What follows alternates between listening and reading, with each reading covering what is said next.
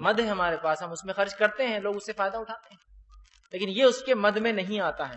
یہ مد میں اس میں ہوتا ہے جو لوگ اگر خاص اس کے لیے تعاون کرتے ہیں کہ یہ کانفرنس ہونا چاہیے، ہم اس کے لیے کچھ تعاون کریں، تو یہ اس مد میں جو کہ ان کے صدقات ہوں گے. عام زبان صدقات مطلب اللہ کے لیے جو خرچ کر دیا اس نے، لیکن زکوٰۃ میں سے الحمدللہ اتنے سالوں کی کانفرنسز میں اس نے پیسہ خرچ نہیں کیا. تو اس معاملے میں بھی آپ انشاءاللہ جس مطمئن رہیں. جی میرا دوسرا سوال ہے فیض بھائی کہ کوئی شخص اگر فرض کی نیت سے نماز کے لیے جاتا ہے اور اسے کچھ کام ہونے کی وجہ سے اس کو صرف فرض پڑھ کے آنا ہے، لیکن پیچھے کی صف اور پیچھے کی جو رو ہے وہ نماز سے بھری ہوئی ہے، اس کو جانے کا راستہ نہیں ہے، تو کیا وہ بولتا ہے کہ اب رکنا ہی ہے تو اب آگے کے لیے پڑھ لیتا ہوں، تو یہ بھی کیا ریا کہلائے؟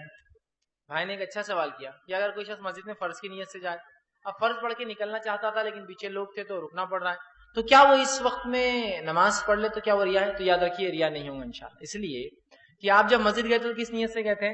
نماز کی نیت تھی، لیکن فرض پڑھ کے نکل جاؤں.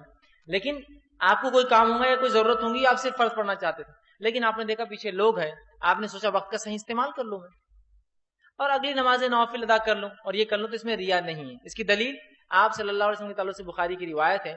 آپ صلی اللہ علیہ وسلم ایک مرتبہ مائی عائشہ فرماتی فجر کے بعد ہمارے گھر میں آئے اور گھر میں آ کے کہا عائشہ کچھ کھانے کو ہے؟ میں نے کہا اللہ کے رسول صلی اللہ علیہ وسلم کھانے کچھ نہیں ہے. تو آپ نے کہا پھر میں آج روزہ رکھ لیتا ہوں. آپ آئے تھے کھانے کی نیت سے، کھانے کی غیر موجودگی میں آپ نے روزہ رکھ لیا. تو آپ گئے تھے فرض پڑھنے کی نیت سے، اگر وقت زیادہ ہے لوگ پیچھے ہے تو آپ آگے پڑھ لے سکتے، اس میں انشاءاللہ عزیز کوئی حرج نہیں ہوگا. لیکن مسئلہ نیت کا ہے. آپ فرض کی نیت سے گئے تھے، آپ نے فرض پڑھی، فرض پڑھنے کے بعد آپ پیچھے پلٹ کے دکھا رہے پورے رشتہ دار جمع یہاں تو چلو کھڑے ہو جاؤ اگلے نفلوں کے لیے، یہ ریا ہو جائیں گا. کیونکہ اس کیس میں آپ کیا کر رہے ہیں؟ لوگوں کو دیکھ کے کر رہے ہیں، جبکہ آپ جو سوال کیا، آپ کا سوال کیا ہے کہ وقت ہونے کی بنیاد پر آپ ادا کر رہے ہیں، تو انشاءاللہ اس میں کوئی حرج نہیں ہے. ٹھیک، اس میں ایسا کیا جا سکتا ہے. کسی نے ایک اچھا سوال کیا کہ جس طرح الحاج اور دوسرے القاب لگانا ریا ہے لگتا ہے، کہ اسی طرح معاشرے میں اپنے نام کے آگے پیچھے انجینئر، ڈاکٹر، ایڈوکیٹ لگانا بھی کیا یہ ریا نہیں ہے؟ تو آپ پہلے ایڈوکیٹ لکھتے زیادہ اچھا ہوتا تھا، انجینئر پہ باڑی ڈال دیا آپ نے، انجینئر، ڈاکٹر، پھر ایڈوکیٹ تک آئے.